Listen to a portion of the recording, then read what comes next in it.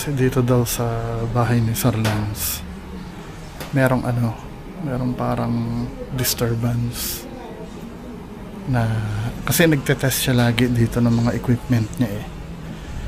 Yung mga nagawa niyang pang-ghost hunting katulad ng REM pad, ng motion sensor, etc. Ang diagnosis ni Sir Ed kanina, baka may na-attract siya na iba. Consistent yung tinuturo ng housing. Andiyan na naman siya. May problema ni Sir Lal sa kanyang kalusugan. Kasi negative energies, kapag tumama yan sa tao, nagkakaroon ng problema. Especially ang tao, kapag napasukan siya ng negative energies, eventually makakaramdam ng problema sa katawan. Salamin.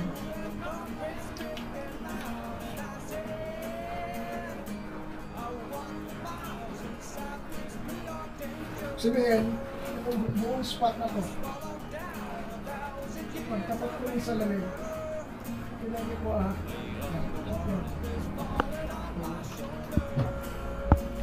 yung buong bed. Kung ako yung tatanungin nyo, ayun mag-aalas 12 na kasi.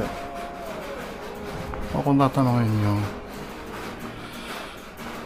although na may kabigatan ng feeling, alam mo yung feeling ko parang welcoming naman yung energy. Lalaki,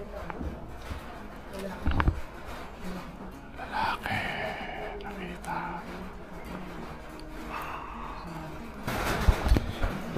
Anong findings ni Doon siya na-detect na tatlo eh. Oh, sabi nga daw dun kanina tatlo eh.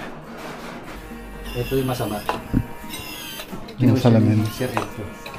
Pag salamin talaga ayoko. Parang nagiging portal kasi siya. Kasi tayo mo po. Oh.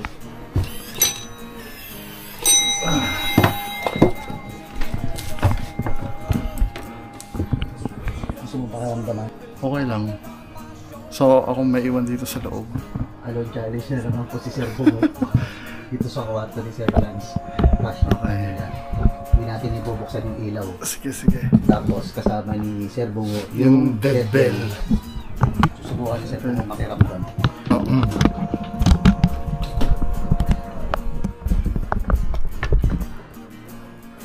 So, ang gagawin ko, dito ko isi-set yung dito ako sa kwarto ni Sir Lance kasi dito daw na-detect yung putang ina, yung imagination ko lang wild. Dito daw na-detect yung tatlong entity. Ito yung salamin, tapos yun yung bell. Saan ba yung ilaw nito?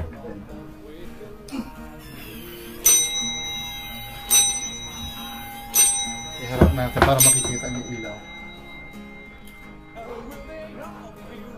Ayokong tingnan yung salamin mga min.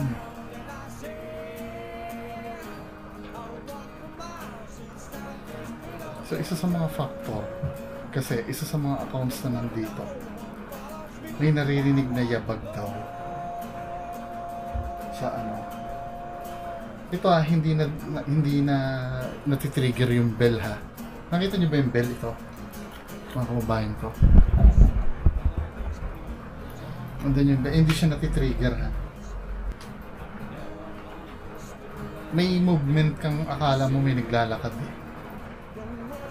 Lumang apartment na kasi ito since 1970s pa daw.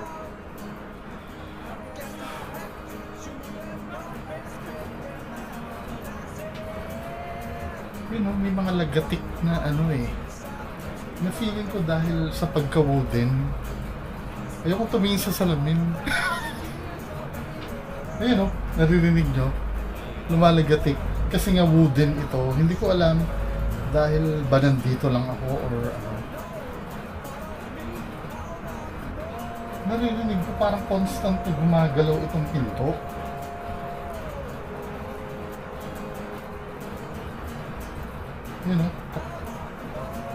Sensitive ba?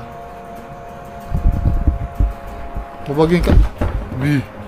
Babaguhin ko yung angulo ha. Yan kung maririnig nyo yung ano, yung... Ay! Putang ina!